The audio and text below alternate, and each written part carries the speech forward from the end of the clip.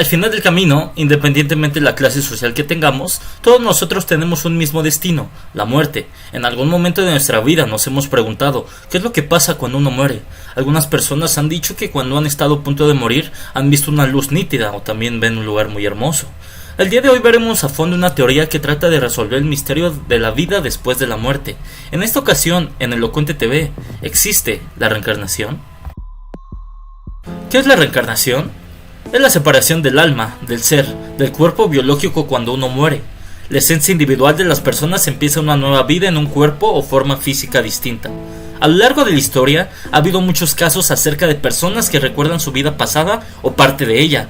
Es algo increíble ya que estos casos están totalmente documentados. De lo que estuve investigando, en la mayoría de los casos, niños de edad muy corta recuerdan varios sucesos, nombres, etc. acerca de su vida pasada. Conforme van creciendo, estos hechos se les han ido olvidando. Algunos de hecho tienen alguna marca de nacimiento y esa marca coincide en el punto donde en su otra vida los mataron. Es muy interesante todo este tema. No mencionaremos nada religioso ni mucho menos. Trataremos de ver este tema con la mayor cordura posible. Vamos a ver algunos casos famosos acerca de niños que recuerdan alguna parte de su vida pasada. El niño era de la etnia drusa. Nació con una gran mancha de color rojo en la cabeza. Los drusos creen, como algunas otras culturas lo hacen, que las marcas de nacimiento están relacionadas con la muerte de vidas pasadas. Cuando el niño tenía la edad suficiente para hablar, le dijo a su familia que había sido asesinado por un golpe en la cabeza con un hacha. Pero lo sorprendente no fueron sus palabras, sino que fue capaz de mostrarle a los ancianos de la aldea el lugar exacto donde el asesino enterró su cuerpo.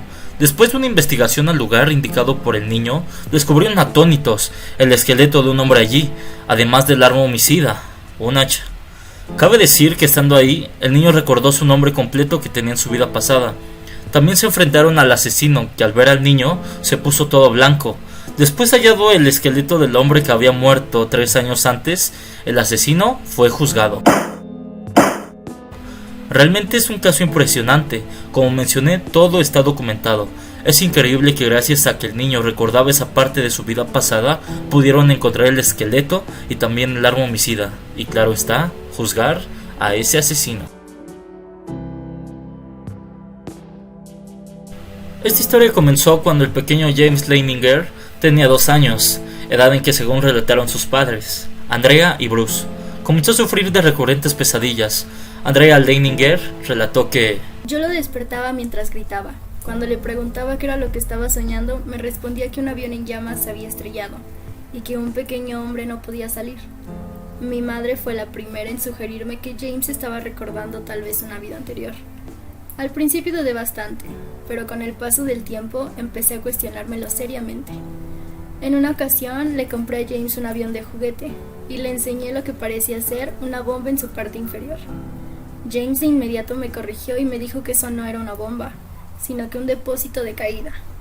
Yo nunca había oído hablar de un depósito de caída, no tenía idea qué cosa era. Así que le pregunté en qué tipo de avión volaba en sus sueños, y él me dijo que era un avión Corsair, nombre que también me resultó extraño. Por lo demás, a los 3 años de edad, James comenzó a dibujar, con detalle preciso, el mar y batallas aéreas con los detalles correspondientes a las aeronaves utilizadas durante la Segunda Guerra Mundial. Y a los 4 años construyó su propia cabina de avión. Lo primero que dijo James fue que su avión era un Corsair y que había sido alcanzado por los japoneses y que se estrelló. Además, reveló que el nombre del barco del que despegó era Natoma y que uno de sus compañeros se llamaba Jack Larson. Después de algunas investigaciones, Bruce Leininger quedó estupefacto. Descubrió que los nombres que había pronunciado su hijo eran totalmente reales, pues el Natoma Bay había sido un pequeño portaaviones que combatió en el Océano Pacífico en la Segunda Guerra Mundial, y Jack Larson era el nombre de un expiloto de combate que había servido en esa embarcación y que aún vivía en Arkansas. Decidido a llegar hasta el final, Bruce Leininger visitó a Larson en Arkansas en septiembre de 2002 y le preguntó acerca del fallecido piloto James Houston.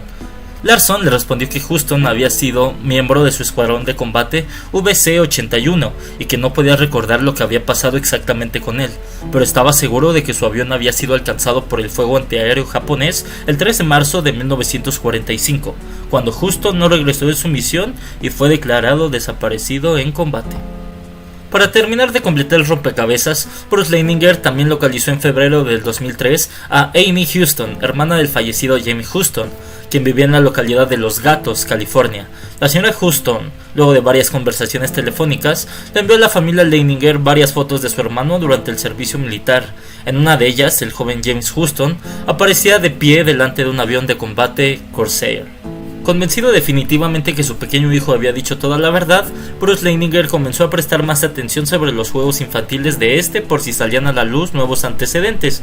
En una oportunidad se percató que James tenía 3 muñecos G.I. Joe, a los que llamaba Leon, Walter y Billy, y tras investigar en los registros de la Flota del Pacífico de Estados Unidos, descubrió que los nombres no habían salido de la imaginación del niño, y menos aún, habían sido puestos al azar.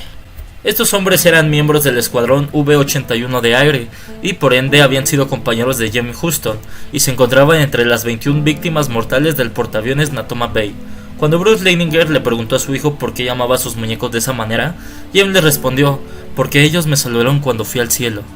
Esta historia, por cierto, no finalizó allí. Años más tarde, cuando James Leininger ya estaba convertido en un adolescente, asistió a una reunión con amigos y familiares del fallecido piloto. Todos ellos, después de hablar con el muchacho, lo reconocieron como James M. Houston Jr., piloto de caza de la Segunda Guerra Mundial, combate que el pequeño James Leininger había mencionado. Uno se pone a pensar, ¿y realmente cuál sería la explicación acerca de todo esto si no es reencarnación?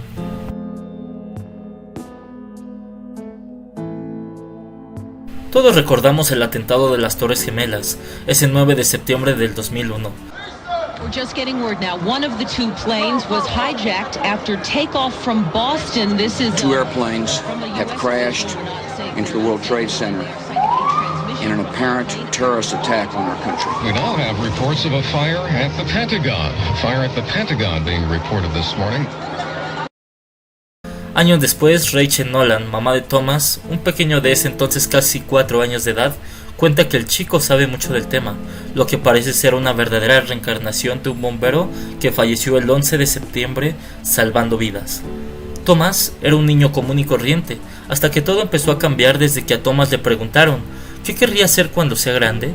Entonces, sorprendiendo a todos, responde: mamá, yo solo quiero ser bombero, es que siempre lo he sido y ya lo soy. Lo repite con firmeza y seguridad, como si fuese un adulto, y agrega: mami, yo me levantaba por la mañana, iba a mi fuego. La señora Rachel pensaba que estas cosas eran juegos de niño, aunque le extrañaba mucho el nivel de detalle, como por ejemplo, que Thomas repetía que usaba un hacha para comprobar si había fuego contra las paredes y para oír si era peligroso el sitio. Thomas entonces le dio detalles del modelo exacto de la autobomba que utilizaban los bomberos de Manhattan de la compañía de rescate.